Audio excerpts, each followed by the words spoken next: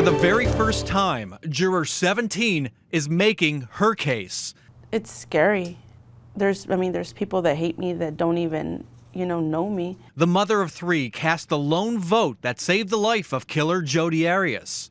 I feel like I'm being judged, and I didn't ask for this. I just showed up for jury duty. Now it's juror 17 who is being condemned. There was very minimal deliberation, comments from her. Fellow jurors claimed she shut down. They tried to get her booted. We went as far as to request consideration of an alternate. The reaction on social media, murderous. Twitter, Facebook, thick with threats. Juror 17's name, address, and phone number posted for anyone to see. Cops are now patrolling her neighborhood. People are being attacked that didn't even know I was on jury duty. She's tried fighting back, but it's not working. I have been getting on there trying to report things.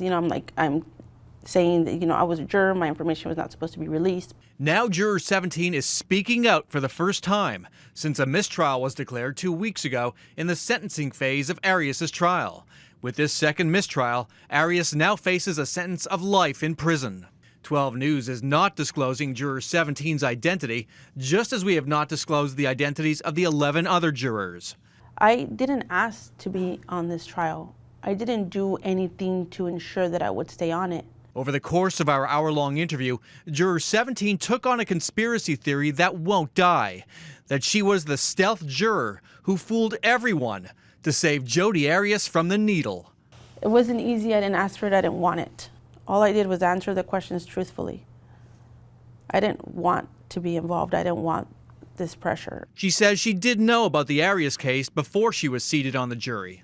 How much did you know about this case before you arrived in that jury room? I live in Arizona, so I had heard about the case, and I had seen, just when they would come up on the news. The 7-year-old legal saga just wasn't on her radar. I would hear people talk about it, and it wasn't something I really wanted to get sucked into. Not the problems that I had going on at the time. But juror 17 would get sucked in. The day that I went to jury duty, there was a lot of people there, but they were calling for a lot of cases, and I was like, what are the odds that I'm going to be called in for that case? She says the courthouse was chattering that this could be the Jodi Arias death penalty trial, the second one after a mistrial was declared the first time. Juror 17 was brought to a courtroom. Arias was there. And from that very moment, I was like, oh my God. I want to say that I was shaking even.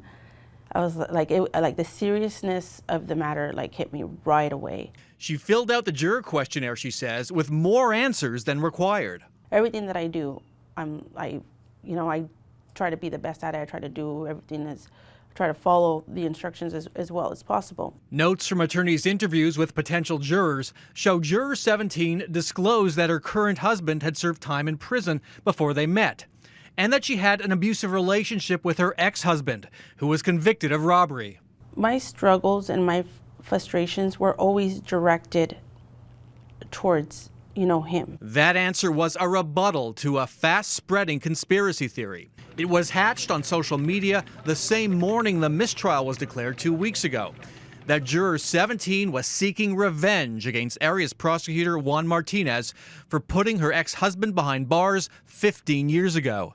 Did you know Juan Martinez at the time? Did you know who the name of the prosecutor in his case? No, I didn't.